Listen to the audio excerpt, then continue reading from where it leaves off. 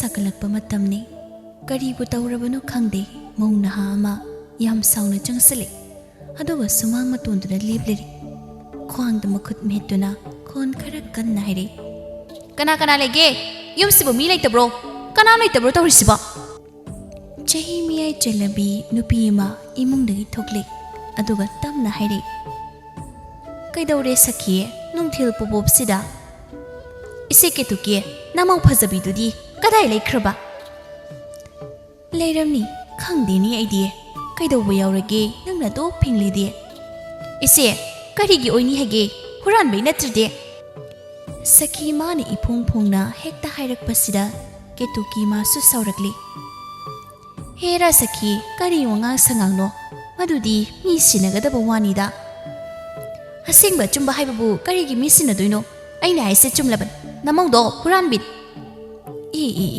haigi imona kanadagi kari huraladana ho kanadagi natiye aingondagi huriba tawnu sakhi yarani matagumne apangmi imauda taisinge khangat madu dharma nate ko isi bima aikhoisune yengba yabadi yengbirab kana nate harane adu ngangbidab adu bahojikti karama hel ma khara hemalaban karino da sakhi nangido wayam kaireda khudam changdam amatta leitana mi bu hekta huranbi haiba yabrane ise namo kangkhatpana kem kanari lekaisna loi khangnaraba ngaktan is lekaina kari khangladana nakhoi mani mamogi lamchatpu lekaina kari gi khangloiduno sakhi nangido khara kanmal aisina khagi angang nate ko aranba thabak tawradi ahal oirasu warak pataredana nati kari karamba pot mangki baino nangna swaida kwak olisibo is kari pot no kaina su hangliye kaya da ngamlino yeuni matang chana mama wibe masana leimadu mapana thokle kaidawraki ma kaitongnarage ho nadomsa sakhina nangbu huranbini hairiye sanalai mamasu ayabin matam sigi mauni mana dum hena khon kan khali kainu nomcha aina kari huranadana nangna natro haigi leigramla hurali myamse kanagi gamla sanai bima nangna ngambasi ngammida ko seita kaino inom changna yumthangna leiraga sumai su nina dongnadi kamai leminani hoi khoidi kizari nakhoi gi yumthangna ruba hai khoidi kizare khara leiredine isau phaba huge harak langni noi era inom cha mina taraga yamla na khankinida inom cha gi bu kari maral athangba pot leidana ai khoi ne hektu hudoino mamal tangbadudi araiban simna tangine lai macha ama phau huba ngamliba nangna so mani mamau anidi manakre makhoidi wakhal manabin ketukina amuk hairakli sakhiye ngangningi haidana nangning nakha pangtau togon hana phasana munna thidoklagane hai ichi hoijdi yam tawngamina migi pot hubiraga noina bu hena chawbine ne aikhoina lei hurali haibagi khudam piba ngamdori bro ho khudam amuk pidrasne lekai miyamna sakhit inomcha ahalda kuthai de habilai tabat sanalai magi wai sitaraga sakhidu mathaba keiduna khumle imai bima kaya da ngamli banu yenguni hari tari kizabana loiri ne aidi kizari ne inomja khut yangna raktingai jane yam thuna amuk ta chapik lai macha makhakibu asi yauna wangang na ba mina taragi kai hanbiro inomja hai lai macha duda asuk yamna chopagi wanatine haina hainin badi takhoi gi lamchatu madu semtu haibani ne inomja yam thuna amta hanbiro inomja gi lai gamla do haina pirasu pijaraki yam taningdre wari do is hugai huralaga haina piragi khainasu haiba saradana ketukina mu hairagli yare sakhiye hannaba tawro iche matungda suna tawradine haibu phate haibigat masina roiban sanalai madu mamit phaina yenglamlaga sakhido yam phingna sakre mahak yamna saukre sakhi chakhraba matungda ketuki mamaudo sili ibima nang sot nangre leidubu kai kan tuino sana lupa oina huranba yadro moigamlado maman yam tangbani ma aisu munna khantoklaga huralin adubu ba mathangdine yumbu apangbathi adubu huran doba masigi sakhi aibisi saktayam nusidap tawgyang torines sakhi gi machinsi yam kanban khajiktadane aikhoi choptana tokan adoima aina hurali meyamsi lekai mina amta khangda jalo kari gi khangdani haige minna udabai kem haidaban matang chaba tanja chaba ngaiduna ni leiribani makhoisu e asingbroi ma aludi moinai phadi kamai tawdiba pharadi pharedana huranba kiku phongledana as adumai tawdi tamonai hatkhrini o madunan haina singna huralu haidana haina hairibadu ima suni aingoda takpa khangni kalliba imana nongta huralu haidi yade hai huranba haiba sinphamsi nama aikhori tawba yaba tawraklabani imau laklabani na hojikti ai suni pothaba yaredana ima nachanupana ga khangkradi haidi hingje aidine adam sirei ma hai mana manin naiganu ichanupa laklagane irem lemna muk leidana adubu kayam luba thabakno nupana langpai chakhraga sumaina iningtamna leibase yam nungai ma ngaikho horen di kari ensang thongdori khanglima chaningwa maikta thongsi adudine mare noine hekta thonglasi aina ne loidang hoidagi hekta hura lakle hoima auna chathosi asuna numidang matam oisanki ngasai nungthilgi matamda mani mamu anina aduk lakchekibadura sakhidu yamna sauningna isuksukna leini chak ising thongbada kaya pukning changdaba loine begi mataw asida mapuriba tomana hangle kadori sakhi isuksuk thadana leirabadi ngasidine thawaisi yam nungaite saubu sam sauni aina nga pizadi haidana nangbu sauri brane era nangsu aibu nga cha yam phangda bai thapta adudi kaigino hayudana ichi ketuki hoigi imuse hayam hainadi madudi nang khakte natida mi loina hainadabani madu wersu ai kidine hekthana leirabani yam hainadi makhoina kari tawrakpa yauragene kari oini haige huran bai thabak nindana ngasi sumu kari huran khraba haina pamjana leirakpa gamla do madu huran khri huran mami ga leiminai hairabadi nangbu khara seksin ba yadro ai sune minna singna leiriban adubune kaisu leitaba gamla ama hukini habadi haina khaludaban farese huran khrabadi hukredana ama muk leiraga lore aikhoina sumaina phadokla leiradi aikhoigi iran khaise moina loi hukiba tare ngaiba takalure ai su tanza ngairiban nongmati matam lakhini dana ai su haiban onthongna su haikri makhoina pot hukibase saumga amatta phangauba nati yam haida moidi ketuki sina tambidana mamaw sisu yam haira malene adonupa lekai halsina taklesira ngaikho tamna tausi maduisu matam lakhini ai ngasai moida changlu mani mamaw manaraga ne aingona thina chei nang su onthokpani makhoiga manarunu hairaga kanana khanglagamduino ahanba pot ama layade nongalakpada migi hekta oikrani hoi singdom tinsul mai khu khurene chak thongliba singadu loine hek mutuna leiramli sakhidu mamai nonthai singadu kanna kamli somdana mani mamo anidu chak chana bahaidana sem saba hori mamawna sin langli kituki mana ngaiduna leiri manin gasi wang hek kana haitharakpa maiden thungbadu urega kituki harauna is ensang sidi haurinida ima nangdi onthoknabu haina hegle kaidau zaruni hage inkhola suk chawna leisibo ima ine loidongdo laisane haina haibani ko mantra mu kamsilakan hai mina atuk haina ban nane loidang dine mantra zaduga amta khangdabani da ima chaba hobiro kamdaugi imbiyo hura laga chaba potni mahau hena leiba mal harauna jari ketuki ima haubro namangno thongbase na chinthi hain tasingna hawi he sidi tangkhayam leri masina hayeng thonglasi karigi masit maya thonglino loine hekta tawsinba yadro hayenggi na thokpa ma tawba yabasida adoima ahawba chada koiri ahawba muja siba imauba kari chaki haibano apamba ta hai namai leri dana ima chaningbam dilei kari no hayudana aibu hairatrane ihi amu ikaidana leirabro nganu ne ima haima adu oire nangna tok ikairidi koire chadaba leise matu horaban he ngai khoni hi nangna nganu hairaga haidi kainomdo ningsing kaire kai lehoki ma hai ngasai aina haiphet tarakpada nani loidangi nganu do marum koli haina taine as machaon doramni dudi hai ngasi ngarangi wan phong sariban ima ꯑꯩꯗꯤ ꯉꯥꯅꯨ ꯍꯥꯏꯕꯅꯤꯀꯣ ꯃꯔꯨꯝꯗꯤ ꯍꯥꯏꯈꯤꯗꯤ ꯍꯣꯏꯅꯤ ꯍꯣꯏꯅꯤ ꯉꯥꯅꯨ ꯆꯥꯅꯤꯡꯉꯤ ꯍꯥꯏꯗꯅ ꯃꯔꯨꯝꯗꯣ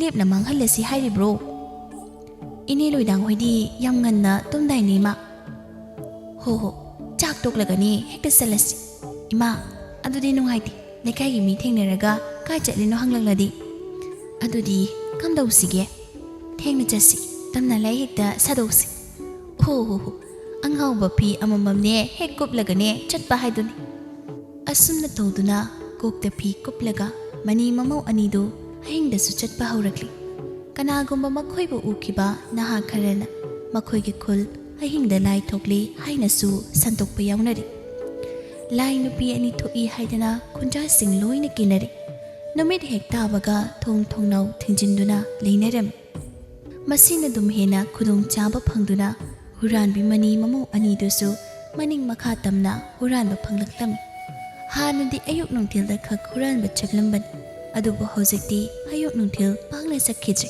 ꯅꯨꯃꯤꯗꯥꯡꯅ ꯑꯌꯥꯝꯕ ꯑꯣꯏꯔꯝꯃꯤ ꯈꯨꯆꯥ ꯃꯤꯌꯥꯝꯅ ꯍꯥꯏꯅꯔꯤꯕ ꯋꯥꯐꯝ ꯑꯁꯤꯒꯤ ꯃꯇꯨꯡ ꯏꯟꯅ ꯃꯃꯥꯏꯗ ꯇꯩꯁꯤꯟ ꯌꯦꯛꯁꯤꯟꯗꯨꯅ ꯇꯁꯦꯡꯅ ꯃꯈꯣꯏ ꯑꯅꯤꯁꯨ ꯇꯝꯅ ꯂꯥꯏ ꯁꯥꯔꯝꯃꯤ ꯑꯃꯨꯛꯁꯨ ꯃꯈꯣꯏ ꯑꯅꯤ ꯍꯧꯅꯔꯒ ꯀꯟꯅ ꯅꯣꯛꯂꯝꯃꯤ ꯈꯨꯟꯖꯥꯁꯤꯡꯕꯨ ꯌꯥꯝꯅ ꯀꯤꯍꯜꯂꯝꯃꯤ ꯅꯨꯃꯤꯗꯥꯡ ꯋꯥꯏꯔꯝꯒꯤ ꯃꯇꯝ ꯑꯃꯗꯅꯤ ꯁꯈꯤꯗꯨ ꯌꯥꯝ ꯇꯍꯥꯅ ꯂꯝꯕꯤꯗꯨꯗ ꯆꯠꯂꯝꯃꯤ ꯁꯅꯥꯂꯩꯃꯒ ꯃꯥꯌꯣꯛꯅꯩ ꯉꯁꯤꯗꯤ ꯌꯥꯝ ꯏꯪ ꯇꯞꯅ ꯁꯅꯥꯂꯩꯃꯅ ꯀꯧꯔꯤ ꯏꯅꯣꯝꯆꯥ ꯀꯥꯏ ꯆꯠꯂꯣꯏꯅꯣ ꯀꯩꯊꯦꯜ ꯀꯥꯔꯨꯕꯅꯤ ꯏꯅꯣꯝꯆꯥ ꯀꯃꯥꯏ ꯇꯧꯔꯤꯒꯦ ꯎꯗ ꯌꯥꯝ ꯀꯨꯏꯔꯦꯗ ꯑꯩꯗꯤ ꯌꯨꯝꯗ ꯑꯗꯨꯝ ꯂꯩꯅ ꯁꯅꯥ ꯏꯅꯣꯝꯆꯥ ꯍꯧꯖꯤꯛꯁꯨ ꯑꯩꯕꯨ ꯁꯥꯎꯔꯤꯕ꯭ꯔꯣ ꯑꯩꯅ ꯇꯧꯈꯤꯕ ꯃꯌꯥꯝꯗꯣ ꯑꯩ ꯌꯥꯝ ꯂꯥꯟꯈ꯭ꯔꯦ ꯍꯥꯏꯒꯦ ꯇꯧꯅꯤ ꯁꯅꯥ ꯏꯅꯣꯝꯆꯥ ꯀꯩꯁꯨ ꯍꯦꯟꯅ ꯈꯟꯕ ꯂꯩꯇꯦꯗ ꯅꯪꯅꯕꯨ ꯁꯨꯃꯥꯏꯅ ꯒ꯭ꯌꯥꯟ ꯇꯥꯔꯛꯂꯤꯁꯦ ꯃꯁꯤ ꯌꯥꯝ ꯐꯔꯕꯅꯤ ꯏꯅꯣꯝꯆꯥ ꯍꯧꯖꯤꯛꯇꯤ ꯑꯩ ꯐꯠꯇꯕ ꯑꯝꯇ ꯇꯧꯗ꯭ꯔꯤ ꯑꯩ ꯌꯥꯝꯅꯁꯨ ꯀꯤꯔꯕ ꯑꯗꯨꯅꯤ ꯁꯅꯥ ꯑꯩꯈꯣꯏ ꯂꯣꯏꯅ ꯀꯤꯔꯕꯅꯤ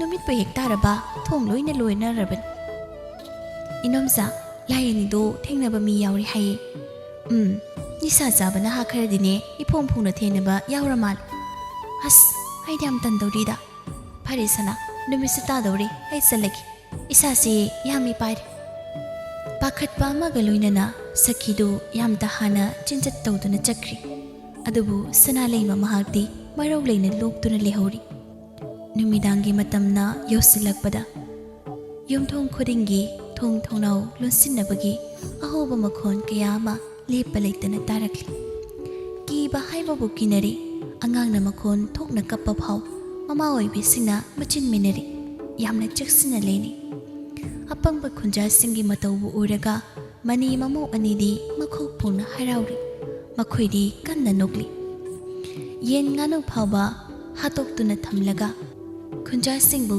ꯍꯦꯟꯅ ꯀꯤꯍꯜꯂꯝꯃꯤ ꯑꯀꯤ ꯑꯈꯪ ꯀꯌా ꯑꯃ ꯅꯪꯍꯜꯂꯝꯃꯤ ꯄꯤꯛꯂꯕ ꯃꯈꯣꯏꯒꯤ ꯈꯨꯟ ꯑꯁꯤ ꯂꯥꯏ ꯇꯤꯟꯅ ꯌꯥꯝꯅ ꯊꯥꯖꯕ ꯊꯝꯕ ꯈꯨꯟ ꯑꯃ ꯑꯣꯏꯕꯅ ꯏꯊꯥ ꯍꯦꯛ ꯊꯥꯖꯅꯩ ꯑꯗꯨꯕꯨ ꯌꯦꯟ ꯉꯥꯅꯨꯁꯨ ꯑꯃꯨꯛ ꯍꯥꯠꯇꯨꯅ ꯂꯩꯔꯝꯕ ꯑꯁꯤꯗ ꯍꯤꯡꯆꯥꯕꯤ ꯊꯣꯛꯂꯤ ꯍꯥꯏꯗꯨꯅ ꯋꯥ ꯑꯃꯨꯛ ꯂꯧꯅꯔꯛꯂꯤ ꯂꯥꯏ ꯐꯠꯇꯕ ꯍꯤꯡꯆꯥꯕꯤꯅꯤ ꯍꯥꯏꯗꯨꯅ ꯃꯈꯣꯏ ꯃꯁꯦꯜ ꯆꯤꯕꯣꯟ ꯉꯥꯡꯅꯕ ꯍꯧꯔꯛꯂꯤ ꯉꯥꯅꯨ ꯈꯔ ꯂꯩꯖꯕꯗꯨ ꯂꯣꯏꯅ ꯍꯥꯠꯇꯣꯛꯄꯤꯔꯝꯂꯦ ꯍꯥꯏꯗꯨꯅ ꯂꯣꯏꯗꯥꯡꯅ ꯂꯩꯀꯥꯏꯗ ꯋꯥꯔꯤ ꯁꯥꯔꯝꯃꯤ ꯏꯅꯥꯎꯁꯥ ꯌꯦꯟ ꯉꯥꯅꯨ ꯂꯣꯏꯔꯗꯤꯅꯦ ꯏꯃꯨꯡꯗ ꯊꯝꯕꯤꯌꯨ ꯑꯩꯒꯤꯗꯤ ꯗꯁꯥꯁꯤꯅꯦ ꯅꯈꯣꯏꯗ ꯇꯥꯖꯁꯅꯤ ꯏꯆꯦ ꯉꯥꯅꯨꯕꯨ ꯀꯌꯥꯝ ꯁꯤꯔꯒꯦ ꯂꯣꯏꯅ ꯁꯤꯔꯦ ꯑꯅꯤ ꯑꯃꯗꯤ ꯂꯩꯔꯝꯗ꯭ꯔꯦ ꯑꯗꯨꯗꯤ ꯏꯆꯦ ꯍꯤꯡꯆꯥꯕꯤꯅꯤꯗꯨꯅ ꯑꯃꯃꯝ ꯆꯥꯈꯤꯕ ꯁꯣꯏꯗꯅ ꯑꯣꯏꯔꯤꯅꯤ ꯈꯪꯗꯦ ꯏꯅꯥꯎ ꯇꯁꯦꯡꯅ ꯍꯤꯡꯆꯥꯕꯤ ꯑꯣꯏꯔꯗꯤꯅꯦ ꯅꯍꯥꯁꯤꯡ ꯇꯧꯔꯒ ꯐꯥꯕꯁꯨ ꯃꯌꯥꯕꯅꯤ ꯍꯣꯏ ꯇꯪ ꯇꯥꯕꯤ ꯑꯃ ꯈꯪꯗꯕꯅꯤꯅ ꯀꯔꯝꯅ ꯇꯧꯔꯨꯅꯤ ꯊꯋꯥꯏ ꯑꯃꯨꯛ ꯃꯥꯡꯗꯅ ꯇꯣꯛꯀꯅꯤ ꯍꯟꯗꯛꯀꯤ ꯃꯇꯧꯁꯤ ꯑꯩꯗꯤ ꯌꯥꯝꯅ ꯆꯤꯡꯅꯩ ꯀꯩꯅꯣ ꯏꯆꯦ ꯆꯤꯡꯅꯩ ꯍꯥꯏꯕꯣ ꯀꯩꯁꯨ ꯅꯠꯇꯦꯗ ꯑꯩꯅ ꯁꯨꯝ ꯋꯥꯈꯜ ꯑꯃ ꯈꯟꯕꯅꯤꯗ ꯏꯆꯦ ꯅꯆꯥꯅꯁꯨꯁꯤꯡꯗꯣ ꯐꯖꯅ ꯁꯦꯟꯅꯕꯤꯌꯨ ꯁꯥ ꯉꯥꯗ ꯇꯧꯕꯗꯤ ꯐꯩꯗꯣ ꯃꯤꯗꯒ ꯑꯃꯨꯛ ꯍꯦꯟꯖꯜꯂꯛꯂꯗꯤ ꯑꯁ ꯂꯣꯏꯔꯦꯗꯅ ꯑꯩꯈꯣꯏꯗꯤ ꯆꯥꯛ ꯉꯟꯅ ꯆꯥꯔꯒꯅꯦ ꯉꯟꯅ ꯇꯨꯝ ꯃꯄꯥꯟꯕꯨꯅꯦ ꯊꯣꯛꯇ꯭ꯔꯕꯗꯤ ꯀꯩꯁꯨ ꯇꯧꯔꯣꯏꯗ ꯌꯥꯝ ꯀꯦꯟꯅꯁꯨ ꯈꯟꯖꯟꯒꯅꯨ ꯈꯪꯗꯦꯗ ꯏꯆꯦ ꯏꯆꯥ ꯄꯤꯛꯄ ꯂꯩꯕ ꯑꯩꯈꯣꯏꯗꯤꯅꯦ ꯂꯩꯇꯥꯐꯝ ꯑꯃ ꯈꯪꯗ꯭ꯔꯦꯗ ꯑꯗꯨꯕꯨꯅꯤ ꯏꯅꯥꯎ ꯊꯥꯡ ꯇꯦꯟꯗꯤ ꯈꯔ ꯃꯔꯥꯡ ꯀꯥꯏꯅ ꯊꯝꯃꯨꯀꯣ ꯇꯝꯕ ꯉꯝꯕ ꯅꯠꯇꯦ ꯃꯔꯛ ꯑꯃꯗꯤ ꯃꯈꯣꯏꯒꯤ ꯃꯅꯤ ꯃꯃꯧꯗꯣ ꯀꯤꯔꯝꯕꯅꯤ ꯑꯗꯨꯕꯨ ꯍꯧꯖꯤꯛꯇꯤꯅꯦ ꯃꯈꯣꯏꯁꯨ ꯍꯨꯔꯥꯟꯕ ꯂꯦꯞꯈ꯭ꯔ ꯃꯥꯜꯂꯤ ꯃꯈꯣꯏꯁꯨ ꯃꯤꯅꯤꯗꯅ ꯃꯈꯣꯏꯁꯨ ꯁꯤꯕ ꯀꯤꯔꯤꯕꯅꯤ ꯑꯍꯤꯡꯗ ꯂꯥꯏ ꯊꯣꯛꯂꯕꯅꯤ나 ꯃꯈꯣꯏꯁꯨ ꯂꯦꯞꯈ꯭ꯔꯦꯗꯅ ꯐꯔꯦ ꯏꯆꯦ ꯑꯩꯁꯨ ꯍꯟꯈ꯭ꯔꯒꯦ ꯑꯍꯤꯡꯗ ꯈꯛ ꯊꯣꯛꯄꯅꯤ ꯍꯥꯏꯗꯅ ꯂꯥꯏꯊꯣꯛꯅꯕ ꯂꯩꯕ ꯌꯥꯕ ꯅꯠꯇꯦ ꯑꯉꯥꯡꯁꯤꯡꯗꯣ ꯈꯛ ꯂꯩꯍꯧꯕꯅꯤ ꯍꯥꯏꯍꯜꯂꯝꯕꯒꯤ ꯆꯦꯁꯤꯡ ꯅꯣꯡ ꯑꯃꯨꯛ ꯉꯥꯟ ꯅꯨꯃꯤꯠ ꯑꯃꯨꯛ ꯇꯥ ꯃꯇꯝꯗꯤ ꯈꯔ ꯍꯧꯖꯤꯟꯈ꯭ꯔꯕꯅꯤ ꯍꯧꯖꯤꯛ ꯐꯥꯎꯕ ꯃꯅꯤ ꯃꯃꯧꯒꯤ ꯀꯨꯝꯍꯩ ꯍꯟꯕ ꯂꯩꯇꯅ ꯁꯥꯟꯅꯔꯤ ꯅꯨꯃꯤꯗꯥꯡꯒꯤ ꯃꯇꯝꯅꯤ ꯁꯈꯤꯗꯨ ꯆꯥꯛ ꯊꯣꯡꯂꯤ ꯃꯄꯨꯔꯣꯏꯕꯁꯨ ꯆꯥꯛꯈꯨꯝꯁꯤꯗ ꯐꯝꯂꯤ ꯁꯈꯤ ꯀꯔꯤ ꯍꯦꯟꯖꯥꯡ ꯊꯣꯡꯂꯕꯅꯣ ꯀꯥꯡꯍꯧ ꯑꯃ ꯉꯧꯔꯦ ꯑꯗꯨꯒꯅꯦ ꯏꯔꯣꯟꯕ ꯑꯃ ꯇꯧꯔꯒꯦ ꯐꯔꯦ ꯐꯔꯦ ꯅꯣꯡꯃꯒꯤ ꯂꯥꯏꯅ ꯇꯝꯕ ꯍꯥꯏꯕꯗꯨꯅꯤ ꯑꯗꯣ ꯅꯨꯄꯥ ꯑꯩꯈꯣꯏꯕꯨ ꯈꯨꯟ ꯍꯣꯡꯕꯅ ꯐꯔꯤꯕ꯭ꯔꯣ ꯀꯔꯤꯒꯤꯅꯣ ꯃꯗꯨꯅ ꯏꯆꯥ ꯑꯄꯤꯛꯄꯁꯤꯒ ꯈꯔ ꯈꯟꯗ ꯌꯥꯔꯤꯕ꯭ꯔꯣ ꯏꯆꯦ ꯂꯣꯏꯗꯥꯡ ꯍꯣꯏꯗꯤ ꯊꯪꯅꯕ ꯈꯨꯟꯗ ꯆꯠꯂꯅꯤ ꯍꯥꯏꯍꯧꯏ ꯃꯈꯣꯏꯒꯤꯗꯤ ꯃꯔꯤ ꯃꯇꯥ ꯌꯥꯝꯅ ꯂꯩꯗꯨꯗꯤ ꯑꯩꯈꯣꯏꯒꯤꯗꯤ ꯀꯅꯥꯁꯨ ꯂꯩꯇꯅ ꯃꯗꯨ ꯑꯣꯏꯔꯁꯨ ꯑꯩꯈꯣꯏꯒꯤ ꯈꯨꯟ ꯑꯁꯤꯗ ꯑꯩ ꯃꯈꯥ ꯇꯥꯅ ꯂꯩꯅꯤꯡꯕ ꯐꯥꯎꯗ꯭ꯔꯤ ꯀꯩꯒꯤꯅꯣ ꯑꯗꯨꯛ ꯌꯥꯝꯅ ꯀꯤꯁꯜꯂꯤꯕꯗꯤ ꯑꯃꯨꯛꯇ ꯈꯟꯗꯅ ꯌꯦꯡꯕꯤꯌꯨ ꯈꯨꯟꯁꯤꯗ ꯊꯣꯛꯂꯤ ꯃꯌꯥꯝꯁꯤ ꯑꯗꯨꯕꯨꯕ ꯃꯤ ꯐꯥꯎꯕꯗꯤ ꯑꯁꯤ ꯑꯅꯥ ꯂꯩꯇ꯭ꯔꯤꯗꯅ ꯃꯤ ꯁꯤꯕ ꯉꯥꯏꯈꯤꯁꯦ ꯍꯥꯏꯔꯤꯕ꯭ꯔꯣ ꯏꯍꯦ ꯃꯗꯨꯒꯤ ꯋꯥ ꯅꯠꯇꯦꯅꯦ ꯑꯩꯅ ꯍꯥꯏꯔꯤꯁꯦ ꯈꯪꯗꯦ ꯃꯇꯝ ꯈꯔ ꯀꯥꯏꯗꯅꯣꯝ ꯂꯩꯔꯨꯁꯤ ꯑꯩ ꯌꯥꯝ ꯍꯩꯅꯗ꯭ꯔꯤ ꯁꯤꯗ ꯂꯩꯕ ꯅꯨꯄꯤ ꯃꯨꯟꯅ ꯑꯃꯨꯛꯇꯪ ꯈꯜꯂꯨꯗ ꯃꯐꯝ ꯑꯃꯗ ꯍꯦꯛꯇ ꯄꯪꯂꯩ ꯂꯩꯁꯤꯟꯕ ꯌꯥꯕ ꯅꯠꯇꯦꯅꯦ ꯅꯪꯕꯣ ꯂꯩꯀꯥꯏꯒꯤ ꯑꯍꯜꯁꯤꯡꯅ ꯍꯥꯏꯕꯗ ꯍꯤꯡꯆꯥꯕꯤꯗꯤ ꯑꯉꯥꯡ ꯌꯥꯝꯅ ꯄꯥꯝꯃꯤ ꯍꯥꯏ ꯑꯗꯨꯅ ꯑꯉꯥꯡ ꯃꯆꯥ ꯆꯦꯟꯕꯈꯩ ꯈꯨꯟ ꯊꯥꯗꯣꯛꯇꯨꯅ ꯂꯣꯏꯅ ꯆꯠꯅꯈ꯭ꯔꯕꯅꯤ ꯏꯁ ꯀꯝꯗꯧꯅꯤ ꯇꯧꯔꯤꯁꯤꯗꯤ ꯅꯪ ꯅꯨꯄꯥ ꯅꯠꯇ꯭ꯔꯣ ꯃꯐꯝ ꯆꯥꯕ ꯑꯃ ꯊꯤꯕꯤꯌꯨ ꯏꯆꯥꯁꯤꯒꯤ ꯈꯜꯂꯒ ꯐꯔꯦꯁꯦ ꯑꯩ ꯌꯦꯡꯂꯒꯦ ꯐꯅꯕ ꯁꯤꯜꯂꯒꯦ ꯑꯁꯨꯝ ꯇꯧꯗꯨꯅ ꯂꯩꯀꯥꯏ ꯃꯤꯌꯥꯝꯒꯤ ꯆꯤꯟꯊꯣꯛꯇꯒꯤ ꯍꯤꯡꯆꯥꯕꯤꯗꯤ ꯑꯉꯥꯡ ꯄꯥꯝꯃꯤ ꯍꯥꯏꯗꯅ ꯑꯉꯥꯡ ꯂꯩꯕ ꯏꯃꯨꯡ ꯈꯨꯗꯤꯡ ꯈꯨꯟ ꯊꯥꯗꯣꯛꯇꯨꯅ ꯑꯌꯥꯝꯕ ꯆꯠꯅꯈ꯭ꯔꯦ ꯎꯄꯥꯏ ꯂꯩꯇꯕ ꯈꯔ ꯈꯖꯤꯛꯇꯅꯤ ꯈꯥꯡꯗꯨꯅ ꯂꯩꯍꯧꯕ ꯃꯗꯨꯁꯨ ꯌꯥꯝꯅ ꯀꯤꯅ ꯈꯨꯟꯖꯥ ꯑꯁꯤꯒꯤ ꯋꯥꯔꯤ ꯄꯨꯝꯕ ꯄꯥꯛ ꯁꯟꯅ ꯈꯪꯅꯔꯛꯄ ꯃꯔꯝꯅ ꯑꯇꯣꯞꯄ ꯈꯨꯟ ꯑꯃꯗꯁꯨ ꯃꯁꯤꯒꯤ ꯋꯥꯔꯤ ꯑꯁꯤꯕꯨ ꯇꯥꯟꯅꯔꯛꯂꯤ ꯋꯥꯔꯤ ꯑꯁꯤꯕꯨ ꯍꯦꯛ ꯇꯥꯕꯒ ꯂꯥꯡꯐꯩꯗ ꯂꯩꯈꯤꯕ ꯁꯅꯥꯂꯩꯃꯒꯤ ꯃꯄꯨꯔꯣꯏꯕ ꯋꯥꯡꯂꯦꯟꯗꯣ ꯈꯨꯗꯛꯇ ꯃꯌꯨꯝꯗ ꯍꯜꯂꯛꯂꯝꯃꯤ ꯋꯥꯡꯂꯦꯟꯕꯨ ꯃꯅꯤ ꯃꯃꯧ ꯑꯗꯨꯅ ꯇꯔꯥꯝꯅ ꯑꯣꯛꯂꯝꯃꯤ ꯑꯗꯨꯕꯨ ꯃꯅꯤ ꯃꯃꯧ ꯑꯅꯤꯗꯨ ꯍꯦꯟꯅ ꯍꯔꯥꯎꯕꯒꯤ ꯃꯃꯤ ꯑꯃꯗꯤ ꯎꯠꯂꯝꯗꯦ ꯃꯈꯣꯏ ꯑꯅꯤꯒꯤ ꯃꯇꯧ ꯑꯁꯤꯗ ꯋꯥꯡꯂꯦꯟ ꯀꯔꯤ ꯇꯧꯔꯕꯅꯣ ꯍꯥꯏꯅ ꯋꯥꯈꯟꯗ ꯈꯖꯤꯛꯇꯤ ꯅꯨꯡꯉꯥꯏꯇꯕ ꯐꯥꯎꯈꯤ ꯃꯈꯣꯏꯒꯤ ꯀꯥꯗ ꯆꯪꯂꯕ ꯃꯇꯨꯡꯗ ꯋꯥꯡꯂꯦꯟꯅ ꯁꯅꯥꯂꯩꯃꯗ ꯍꯪꯂꯝꯃꯤ ꯀꯌꯥꯝ ꯁꯥꯊꯤꯕ ꯍꯤꯡꯆꯥꯕꯤꯅꯣ ꯈꯨꯜ ꯂꯩꯀꯥꯏꯁꯤꯗ ꯊꯣꯛꯏ ꯍꯥꯏꯔꯤꯗꯨꯕꯣ ꯈꯪꯗꯦꯗ ꯈꯔ ꯁꯥꯊꯤꯕ ꯃꯥꯜꯂꯤ ꯈꯨꯟꯖꯥꯁꯤꯡ ꯂꯣꯏꯅ ꯀꯤꯅꯔꯤ ꯅꯪꯗꯤ ꯀꯤꯗꯕ꯭ꯔꯥ ꯀꯤ ꯑꯩꯁꯨ ꯃꯤꯅꯤ ꯀꯩꯅꯣ ꯀꯩꯒꯤ ꯀꯤꯗꯅꯦ ꯍꯥꯟꯅ ꯀꯤꯔꯝꯃꯁꯨ ꯍꯧꯖꯤꯛꯇꯤ ꯀꯤꯔꯨꯅꯨ ꯀꯩꯒꯤ ꯑꯩ ꯂꯥꯛꯂꯁꯤꯗꯤ ꯅꯪꯕꯨ ꯉꯥꯛꯊꯣꯛꯅꯕ ꯑꯁꯤꯕꯨ ꯋꯥꯅꯤꯅ ꯑꯗꯣ ꯏꯃꯥꯁꯤ ꯀꯩꯗꯧꯔꯦ ꯉꯁꯤꯗꯤ ꯃꯆꯥ ꯑꯩꯕꯨ ꯎꯔꯒ ꯍꯔꯥꯎ ꯃꯤꯅꯣꯛ ꯑꯝꯇ ꯇꯝꯗꯦꯅ ꯈꯨꯟꯖꯥꯁꯤꯡꯒꯤ ꯑꯋꯥꯕ ꯃꯇꯧꯁꯤꯗꯅꯦ ꯏꯃꯥꯁꯨ ꯅꯨꯡꯉꯥꯏꯐꯝ ꯑꯃ ꯈꯪꯗ꯭ꯔꯕ ꯍꯤꯡꯆꯥꯕꯤꯗꯨꯅ ꯀꯔꯤꯗꯤ ꯇꯧꯔꯒꯦ ꯌꯦꯟ ꯉꯥꯅꯨ ꯈꯔꯗꯤ ꯇꯨꯝꯈ꯭ꯔꯦ ꯇꯁꯦꯡꯅꯕꯨ ꯍꯤꯡꯆꯥꯕꯤ ꯑꯣꯏꯔꯕ꯭ꯔꯅꯦ ꯎꯍꯧꯕ ꯃꯤ ꯌꯥꯎꯔ ꯃꯥꯜꯂꯤ ꯑꯩꯗꯤ ꯈꯪꯗꯦ ꯑꯩꯈꯣꯏ ꯁꯤꯗꯗꯤ ꯌꯧꯔꯛꯄ꯭ꯔꯥ ꯑꯩꯈꯣꯏꯗꯤ ꯁꯥ ꯉꯥꯁꯨ ꯑꯝꯇ ꯂꯩꯇꯦ ꯃꯥ ꯌꯧꯔꯛꯂꯦ ꯍꯥꯏꯕꯕꯨ ꯑꯩꯅ ꯀꯃꯥꯏ ꯈꯪꯗꯣꯏꯅꯣ ꯀꯌꯥ ꯃꯊꯧꯅꯥ ꯂꯩꯕ ꯑꯣꯏꯖꯥꯠꯅꯣꯅꯦ ꯑꯩꯒ ꯆꯥꯡꯌꯦꯡ ꯇꯧꯅꯔꯁꯤꯔ ꯑꯁ ꯑꯗꯨꯅ ꯇꯧꯔꯗꯤ ꯑꯩꯗꯤ ꯃꯥꯡꯖꯔꯦ ꯉꯥꯏꯈꯣ ꯅꯣꯏꯕꯨ ꯅꯤꯡꯊꯧꯗ ꯑꯝꯇ ꯍꯥꯏꯗꯕ꯭ꯔꯣ ꯍꯥꯏꯔꯕꯅꯤꯗ ꯅꯤꯡꯊꯧꯅ ꯀꯩꯁꯨ ꯅꯆꯣꯡꯕꯤꯗꯦ ꯑꯩꯈꯣꯏꯒꯤ ꯈꯨꯟꯁꯤꯗ ꯅꯤꯡꯊꯧꯅ ꯃꯤꯇꯣꯞ ꯑꯃꯒꯨꯝ ꯈꯜꯂꯤꯗ ꯍꯣꯏ ꯇꯪꯖꯔꯒ ꯂꯩꯕꯅꯤ ꯀꯔꯤꯗꯤ ꯍꯥꯏꯔꯨꯅꯤ ꯀꯩꯝ ꯎꯄꯥꯏ ꯂꯩꯇꯦ ꯅꯠꯇ꯭ꯔꯥ ꯑꯗꯣ ꯀꯩꯒꯤꯅꯣ ꯏꯈꯪ ꯈꯪꯍꯧꯗꯅ ꯍꯦꯛꯇ ꯂꯥꯛꯂꯤꯁꯤꯕꯣ ꯑꯩꯈꯣꯏ ꯈꯨꯟꯒꯤ ꯄꯥꯎꯁꯤ ꯍꯦꯛ ꯇꯥꯕꯒ ꯂꯥꯛꯂꯤꯕꯅꯤꯅꯦ ꯉꯁꯤ ꯈꯛ ꯇꯥꯕ꯭ꯔꯥ ꯉꯁꯤ ꯈꯛ ꯇꯥꯕꯒ ꯂꯥꯛꯂꯤꯕꯅꯤ ꯐꯔꯦ ꯀꯔꯤ ꯌꯦꯟꯖꯥꯡ ꯊꯣꯡꯉꯨꯒꯦ ꯎꯇꯤ ꯆꯥꯁꯤꯗꯔꯥ ꯆꯥꯁꯤ ꯑꯩ ꯃꯅꯥ ꯃꯁꯤꯡ ꯊꯤꯔꯨꯒꯦ ꯍꯣꯏ ꯑꯩꯁꯨ ꯑꯝꯇ ꯆꯥꯏꯊꯔꯨꯒꯦ ꯍꯧꯖꯤꯛꯇꯤ ꯃꯄꯨꯔꯣꯏꯕ ꯂꯥꯛꯂꯕꯅꯤꯅ ꯁꯅꯥꯗꯨ ꯌꯥꯝ ꯃꯊꯥ ꯁꯥꯔꯝꯃꯤ ꯑꯍꯤꯡꯗ ꯂꯥꯏ ꯁꯥꯕ ꯌꯥꯔꯔꯣꯏ ꯈꯟꯅ ꯃꯊ꯭ꯋꯥꯏ ꯌꯥꯝꯅ ꯋꯥꯖꯔꯝꯃꯤ ꯃꯆꯥ ꯂꯥꯛꯂꯕꯅꯤꯅ ꯀꯦꯇꯨꯀꯤ ꯃꯥꯁꯨ ꯇꯨꯃꯤꯟꯅ ꯂꯩꯁꯤꯟꯈ꯭ꯔꯤ ꯀꯔꯤꯃꯠꯇ ꯈꯪꯉꯨꯗꯕ ꯁꯥꯗꯨꯅ ꯂꯥꯟꯖꯗꯕꯤ ꯑꯃꯒꯨꯝꯅ ꯀꯦꯇꯨꯀꯤ ꯇꯨꯃꯤꯟꯅ ꯂꯩꯈꯤ ꯆꯠꯄꯗꯤ ꯆꯠꯅꯤꯡꯉꯤ ꯑꯗꯨꯕꯨ ꯎꯄꯥꯏꯗꯤ ꯂꯩꯇꯦ ꯅꯣꯡꯃ ꯅꯤꯅꯤꯗꯤ ꯁꯅꯥꯂꯩꯃꯗꯨ ꯌꯥꯝ ꯋꯥꯅ ꯈꯪꯂꯝꯃꯤ ꯅꯣꯡꯃꯒꯤ ꯅꯨꯃꯤꯠ ꯑꯃꯗꯗꯤ ꯈꯥꯡꯕ ꯉꯝꯗ꯭ꯔꯕ ꯃꯥꯜꯂꯤ ꯑꯍꯤꯡ ꯍꯧꯒꯠꯂꯒ ꯃꯅꯦꯒꯤ ꯃꯅꯥꯛꯇ ꯆꯪꯂꯦ ꯈꯣꯟꯖꯦꯜ ꯄꯤꯛꯅ ꯃꯅꯦꯕꯨ ꯍꯧꯗꯣꯛꯏ ꯏꯃꯥ ꯍꯧꯒꯠꯂꯣ ꯏꯃꯥ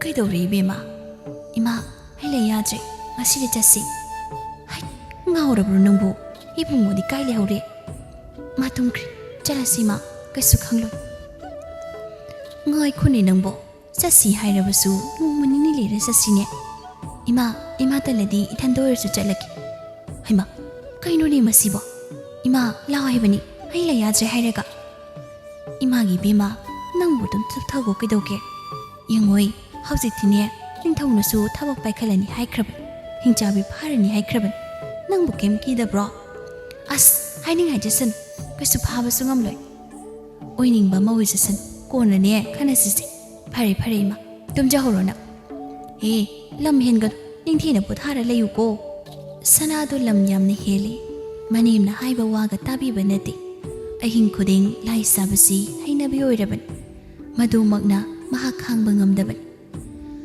ꯍꯩꯅꯕꯤ ꯑꯁꯤꯅ ꯃꯔꯝ ꯑꯣꯏꯔꯒ ꯑꯀꯤꯕ ꯄꯨꯝꯕ ꯊꯥꯗꯣꯛꯇꯨꯅ ꯃꯁꯥꯅ ꯃꯁꯨꯕꯨ ꯅꯨꯡꯉꯥꯏꯕ ꯄꯤꯅꯕ ꯍꯣꯠꯅꯔꯛꯂꯤ ꯉꯁꯤꯁꯨ ꯍꯥꯟꯅꯒꯨꯝ ꯁꯅꯥꯗꯨ ꯃꯀꯣꯛꯇ ꯐꯤ ꯀꯨꯞꯇꯨꯅ ꯌꯥꯝꯅ ꯇꯝꯊꯤꯕ ꯁꯛꯂꯣꯟꯗ ꯃꯍꯥꯛ ꯊꯣꯛꯅꯕ ꯍꯣꯠꯅꯔꯛꯂꯤ ꯈꯣꯟꯖꯦꯜ ꯑꯃ ꯇꯥꯈꯤꯕꯅ ꯋꯥꯡꯂꯦꯟꯗꯨ ꯃꯤꯀꯞ ꯊꯣꯛꯂꯦ ꯃꯃꯥꯏꯌꯣꯟꯗꯨꯅ ꯌꯦꯡꯊꯣꯔꯛꯄꯗ ꯃꯍꯥꯛꯀꯤ ꯂꯣꯏꯅꯕꯤ ꯂꯩꯔꯝꯗ꯭ꯔꯦ ꯋꯥꯡꯂꯦꯟꯗꯨ ꯌꯥꯝ ꯄꯥꯈꯠꯂꯤ ꯃꯃꯤꯠ ꯃꯅꯥ ꯂꯧꯊꯣꯛꯇꯨꯅ ꯐꯨꯛ ꯍꯦꯛ ꯍꯧꯒꯠꯂꯤ ꯃꯍꯥꯛꯀꯤ ꯂꯣꯏꯅꯕꯤ ꯁꯅꯥꯂꯩꯃꯗꯨ ꯍꯤꯡꯆꯥꯕꯤꯗꯨꯅ ꯄꯨꯗꯨꯅ ꯆꯠꯈ꯭ꯔꯦ ꯍꯥꯏꯕ ꯋꯥꯈꯜꯁꯤ ꯋꯥꯡꯂꯦꯟꯅ ꯈꯜꯂꯝꯃꯤ ꯊꯥꯡꯁꯥꯡ ꯑꯃ ꯄꯥꯏꯔꯒ ꯋꯥꯡꯂꯦꯟꯗꯨ ꯌꯥꯝ ꯊꯨꯅ ꯃꯄꯥꯟꯗ ꯇꯥꯍꯥꯅ ꯆꯦꯟꯊꯣꯔꯛꯄꯅꯤ ꯃꯇꯥꯡ ꯆꯥꯅ ꯁꯅꯥꯂꯩꯃ ꯃꯍꯥꯛꯁꯨ ꯑꯉꯧꯕ ꯐꯤꯗꯨꯃꯒ ꯃꯁꯛ ꯃꯁꯥꯁꯨ ꯑꯃꯠꯇ ꯎꯗ ꯁꯨꯃꯥꯡꯗꯨꯗ ꯆꯠꯇꯨꯅ ꯂꯩꯔꯝꯕꯅꯤ ꯍꯤꯡꯆꯥꯕꯤꯗꯨ ꯑꯣꯏꯔꯕꯣꯏ ꯅꯤꯡꯗꯨꯅ ꯋꯥꯡꯂꯦꯟ ꯃꯍꯥꯛꯇꯤ ꯄꯥꯈꯠꯄꯣꯏ ꯀꯩꯕꯣꯏ ꯃꯈꯨꯠꯇ ꯄꯥꯏꯔꯤꯕ ꯊꯥꯡꯁꯥꯡꯗꯨ ꯁꯅꯥꯂꯩꯃꯗ ꯍꯦꯛꯇ ꯂꯪꯁꯤꯟꯈꯤꯕꯅꯤ ꯀꯟꯅ ꯂꯥꯎꯔꯛꯂꯤ ꯁꯅꯥꯗꯣ ꯆꯩꯅꯥ ꯈꯥꯡꯗꯨꯅ ꯍꯤꯞꯊꯈꯤ ꯂꯩꯃꯥꯏꯗ ꯆꯤꯡꯅꯕ ꯑꯃ ꯂꯩꯅ ꯌꯥꯝꯅ ꯊꯨꯅ ꯋꯥꯡꯂꯦꯟꯁꯨ ꯆꯦꯟꯁꯤꯜꯂꯤ ꯃꯍꯥꯛꯀꯤ ꯂꯣꯏꯅꯕꯤ ꯑꯣꯏꯔꯝꯕꯁꯤꯗ ꯋꯥꯡꯂꯦꯟꯗꯨ ꯉꯛꯄꯅ ꯂꯣꯏꯈ꯭ꯔꯦ ꯁꯅꯥꯂꯩꯃ ꯀꯞꯄꯤ ꯃꯄꯤ ꯇꯥꯗꯨꯅ ꯍꯥꯏꯖꯔꯛꯂꯤ ꯇꯥꯃꯣ ꯑꯩ ꯂꯥꯟꯈ꯭ꯔꯦ ꯑꯩ ꯇꯥꯃꯣꯗ ꯃꯤꯅꯝꯈ꯭ꯔꯦ ꯑꯆꯨꯝ ꯑꯔꯥꯟꯒꯤ ꯋꯥ ꯇꯣꯉꯥꯟꯅ ꯊꯝꯈ꯭ꯔꯒ ꯃꯈꯨꯠꯃꯛꯅ ꯍꯦꯛ ꯃꯥꯒꯤ ꯂꯣꯏꯅꯕꯤꯗ ꯈꯨꯠ ꯊꯥꯔꯨꯕꯁꯤꯗꯤ ꯋꯥꯡꯂꯦꯟꯗꯨ ꯌꯥꯝꯅ ꯄꯦꯟꯖꯗꯦ ꯃꯥꯁꯨ ꯀꯞꯄꯤ ꯁꯅꯥ ꯅꯪꯅ ꯂꯧꯔꯤꯕ ꯁꯛꯂꯣꯟꯁꯤꯕꯨ ꯀꯔꯤꯅꯣ ꯃꯁꯤꯕꯨ ꯀꯔꯝꯅ ꯑꯣꯏꯊꯣꯛꯀꯅꯤ ꯅꯪꯅ ꯇꯧꯔꯤꯁꯤꯕꯨ ꯀꯩꯅꯣ ꯁꯅꯥ ꯇꯥꯃꯣ ꯑꯩꯁꯨ ꯏꯁꯥꯅ ꯀꯔꯤꯅꯣ ꯍꯥꯏꯕ ꯈꯪꯖꯗꯦ ꯑꯗꯨꯕꯨ ꯃꯁꯤꯅ ꯑꯩꯒꯤ ꯅꯨꯡꯉꯥꯏꯕ ꯑꯃꯗꯤ ꯑꯣꯏꯔꯤ ꯁꯅꯥ ꯅꯪꯅ ꯏꯪꯒꯤꯠ ꯑꯃꯇꯪ ꯑꯣꯏꯔꯕꯁꯨ ꯑꯩꯉꯣꯟꯗ ꯍꯥꯟꯅ ꯄꯤꯔꯝꯂꯕꯗꯤ ꯑꯁꯨꯝꯅ ꯊꯣꯛꯂꯝꯂꯣꯏꯗꯕꯅꯤ ꯇꯥꯃꯣ ꯑꯩꯗꯤ ꯄꯥꯞ ꯆꯦꯜꯂꯕꯅꯤ ꯃꯄꯨꯅ ꯑꯩꯕꯨ ꯆꯩꯔꯥꯛ ꯄꯤꯕꯤꯕꯅꯤ ꯏꯁꯣꯔꯅ ꯑꯩꯕꯨ ꯋꯥꯔꯛꯄꯤꯕꯅꯤ ꯁꯅꯥ ꯑꯩ ꯌꯥꯝ ꯂꯥꯜꯂꯤ ꯑꯩꯅ ꯇꯧꯔꯤꯁꯤ ꯀꯔꯤꯅꯣ ꯑꯩꯒꯤ ꯈꯨꯠꯃꯛꯁꯤꯗ ꯇꯥꯃꯣ ꯏꯁꯥꯅ ꯏꯁꯥꯕꯨ ꯃꯔꯥꯟ ꯁꯤꯟꯕꯤꯒꯅꯤ ꯃꯁꯤꯗꯤ ꯑꯩꯒꯤ ꯇꯟꯗꯤ ꯃꯁꯤ ꯑꯩꯒꯤ ꯃꯇꯤꯛ ꯆꯥꯔꯕ ꯆꯩꯔꯥꯛꯅꯤ ꯁꯅꯥ ꯂꯥꯎ ꯅꯪ ꯑꯁꯨꯝꯅ ꯂꯩꯕ ꯌꯥꯔꯣꯏ ꯅꯠꯇꯦ ꯇꯥꯃꯣ ꯑꯩꯕꯨ ꯃꯐꯝ ꯀꯩꯗꯁꯨ ꯄꯨꯕꯤꯔꯅꯨ ꯑꯩꯕꯨ ꯃꯐꯝꯁꯤꯗ ꯁꯨꯝ ꯊꯝꯕꯤꯔꯨ ꯑꯩ ꯃꯐꯝ ꯑꯃꯇꯗ ꯆꯠꯄ ꯄꯥꯝꯗ꯭ꯔꯦ ꯁꯅꯥ ꯅꯪ ꯑꯩ ꯀꯩꯁꯨ ꯈꯟꯗ꯭ꯔꯕꯣ ꯇꯥꯃꯣ ꯉꯁꯤꯗꯤ ꯑꯩ ꯃꯤꯀꯞ ꯊꯣꯛꯂꯤ ꯃꯤꯒꯤ ꯃꯔꯟ ꯃꯊꯨꯝꯅ ꯅꯨꯡꯉꯥꯏꯒꯅꯤ ꯈꯜꯂꯨꯕ ꯉꯁꯤꯗꯤ ꯑꯩ ꯋꯥꯈꯜ ꯇꯥꯔꯛꯂꯤ ꯑꯁꯤꯒꯨꯝꯕ ꯊꯕꯛ ꯑꯃ ꯅꯪꯅ ꯇꯧꯔꯝꯂꯤꯕꯁꯤꯕꯨ ꯀꯩꯒꯤꯅꯣ ꯁꯅꯥ ꯇꯥꯃꯣ ꯑꯩꯅ ꯐꯅ ꯐꯠꯇꯕ ꯊꯕꯛ ꯇꯧꯔꯕꯁꯨ ꯑꯩꯅ ꯍꯨꯔꯥꯟꯕꯤ ꯑꯣꯏꯔꯕꯁꯨ ꯑꯩꯅ ꯍꯤꯡꯆꯥꯕꯤ ꯑꯣꯏꯔꯕꯁꯨ ꯇꯥꯃꯣꯗꯤ ꯌꯥꯝ ꯅꯨꯡꯁꯤꯌꯦ ꯁꯅꯥ ꯅꯪꯅ ꯋꯥꯈꯜ ꯌꯥꯝ ꯇꯥꯗ꯭ꯔꯤꯁꯤ ꯀꯩꯒꯤꯅꯣ ꯅꯪꯅ ꯋꯥꯈꯜ ꯑꯁꯨꯛ ꯌꯥꯝꯅ ꯇꯥꯗ꯭ꯔꯤꯁꯤ ꯀꯩꯒꯤꯅೋ ꯇꯥꯃꯣꯒꯤ ꯅꯄꯣꯛ ꯅꯨꯃꯤꯠꯅ ꯂꯥꯛꯄꯗ ꯈꯨꯗꯣꯜ ꯑꯃꯨꯛꯇꯪ ꯄꯤꯒꯦ ꯈꯟꯕꯅꯤ ꯑꯗꯨꯕꯨ ꯑꯩ ꯉꯝꯂꯣꯏꯗꯧꯔꯤ ꯁꯅꯥ ꯌꯥꯔꯦ ꯃꯈꯥ ꯇꯥꯔꯛꯂꯅꯨ ꯇꯥꯃꯣ ꯃꯊꯪ ꯃꯄꯣꯛ ꯍꯥꯏꯕꯗꯨꯅ ꯂꯩꯔꯝꯗ꯭ꯔꯗꯤ ꯃꯄꯣꯛꯇꯨꯗ ꯑꯃꯨꯛ ꯍꯟꯅ ꯊꯦꯡꯅꯗꯨꯅ ꯌꯨꯝꯒꯤ ꯌꯨꯝꯂꯩꯃ ꯑꯃ ꯑꯣꯏꯗꯨꯅ ꯇꯥꯃꯣꯒꯤ ꯁꯦꯕꯥ ꯅꯤꯡꯊꯤꯅ ꯇꯧꯖꯈꯤ ꯚꯥꯞ ꯈꯨꯗꯤꯡꯃꯛ ꯀꯣꯛꯄ ꯑꯣꯏꯖꯈꯤꯀꯣ ꯀꯞꯅ ꯂꯥꯎꯅꯕꯒꯤ ꯈꯣꯟꯖꯦꯜ ꯑꯁꯤꯕꯨ ꯇꯥꯔꯒ ꯀꯦꯇꯨꯀꯤ ꯃꯍꯥꯛꯁꯨ ꯆꯦꯟꯊꯣꯔꯛꯂꯤ ꯑꯣꯏꯔꯝꯂꯤꯕ ꯐꯤꯕꯝ ꯑꯁꯤ ꯎꯕꯗ ꯀꯦꯇꯨꯀꯤ ꯀꯞꯇꯨꯅ ꯏꯃꯥꯒꯤ ꯏꯕꯦꯝꯃ ꯀꯔꯤꯅꯣ ꯎꯔꯤ ꯃꯊꯧꯁꯤꯗꯤ ꯏꯃꯧꯅ ꯑꯣꯏꯔꯝꯂꯤꯕꯁꯤꯕꯨ ꯀꯔꯤꯅꯣ ꯃꯁꯤꯕꯨ ꯍꯧꯅꯕ꯭ꯔꯅꯦ ꯐꯤꯕꯝ ꯍꯦꯟꯅ ꯁꯣꯛꯆꯤꯜꯂꯛꯄ ꯃꯔꯝꯅ ꯁꯅꯥꯂꯩꯃ ꯃꯥꯁꯨ ꯋꯥ ꯇꯞꯅ ꯉꯥꯡꯉꯤ ꯏꯃꯥ ꯅꯃꯧꯗꯤ ꯍꯥꯏꯕ ꯏꯟꯗꯕꯤꯅꯤ ꯏꯃꯥꯒꯤ ꯋꯥ ꯇꯥꯔꯨꯗꯕꯅ ꯉꯁꯤꯗꯤ ꯑꯁꯨꯝꯅ ꯑꯣꯏꯔꯔꯤ ꯏꯃꯥꯒꯤ ꯁꯅꯥ ꯅꯅꯦꯝ ꯐꯠꯇꯕ ꯑꯃ ꯊꯦꯡꯅꯔꯨꯗꯅ ꯏꯃꯧꯒꯤ ꯄꯨꯟꯁꯤ ꯉꯟꯅ ꯃꯥꯡꯉꯤꯗꯀꯣ ꯏꯃꯥ ꯅꯃꯧꯒꯤ ꯃꯇꯝ ꯌꯧꯔꯛꯂ ꯃꯥꯜ Namau chatlaki ima. Yaru ye. Ima bu huntok lamlaga. Ima hu chatkiba yaru ye. Ima yadana. Ima bu karam hingo haibado. Ima namau ki punsina. Asum nama akrabasu. Ima di punsino sangna. Hingbi huko ima. Ima ki bima. Punsi mana luramdai. Sanado mitki pirang na luinana. Mapure bada onsili. Tamo. Aigi punsi na luramdai. Karigumba amatang nisaki. Tamo na pigatra. Hayo. Nangi apamba kuding. Engon da luida hayo. Kuding mag. Ay nangi tamak lady sana. Tamo. Aigi saklonsi. Kunja miyamda. Ay bigan uko. Chatkiba ay na chatkrabasu. Tamo ki maidi. Soydana kuhogan. Lekay miyamda tamo bo. Tina ngangna kani. Hinjabi ki nupani. Haina kini ye. Sana. Nangbo ay gitamakta. Wari brane. Nangbo ay gitamakta nung haitri brane. Tamo. Ayaw. Wari. Ay tamo. Sana. Gastor. Nang kastorui. Nang tamo lady. Tamo. Nusiko. Aikoy. Miyoy bagi punsisi. Handaki chahidi. Kungi umanglay haraw bata. Ay jagoy saba. Pangleroy ko. Ay jagoy. Tamo na so. Ureroy ko. Sana. Aybo kay hayo haibano. Tamo. Natambak sida. Ayamu tahib tajaki. Ay waban loy. Ay ngagdang pataki. Tamna itaro sana. Tam. Mapuri bagi tampak takta mungkang na nihippi. Pirang lakta mumo nokna sanagi aroy basor honki. Kaplai wanglendo. Ningam da mataw uttuna. Ay nangi kari. Naning tumun da balay banado. Nang nakarigi. Asigumba saklon lauri bano. Ay nang buyang sindi ay dana. Nang naibo harauri bra. Asukno sikra bana haksi. Ay isama kiko na. Karam na. Ay Kito kiso kabli. Imagi sana. Oh, Lucida. Mama ay tana haiba injaban. Ay tana haiba tabakpo mana tawzaban. Asuk no jeribi imaw si. Ay ni iray lay na manghalida.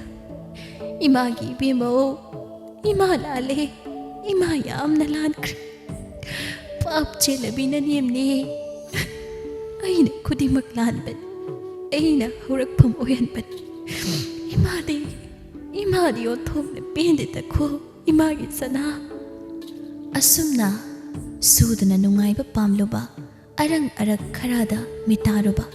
Sel mamalay taba posak karagi tamag. Apang thuna utloba sanado. Iraylay na punsiloy kibani. Masina para ama oiraga kituki mahasu gyan takre. Masana masabuk pap jinjare khangba maramda. Kituki amadi wanglen lining duna punsilen kiram. Sanalay mamahagna kanada su haidok lunu hairamba matung inna. Kana amata hairudi. Sanalay mabusu matanda sizabani haina kunja mayamda utchairum laba matung. Awaba hongdok poina mamacha anidu umang amada lining duna laikiban. Huranbi amadi hingjabisu amata leitrabanina. Yum thadok duna chatkiba kunja mayamdusu loina mu halaknari. Asum tawduna kanada su landaba kanada su kaijadaba icham jaba kunja adugi mi makhaidi hanagi punsida hanjinduna makhoi khudingdi nungai yai phana pankirami.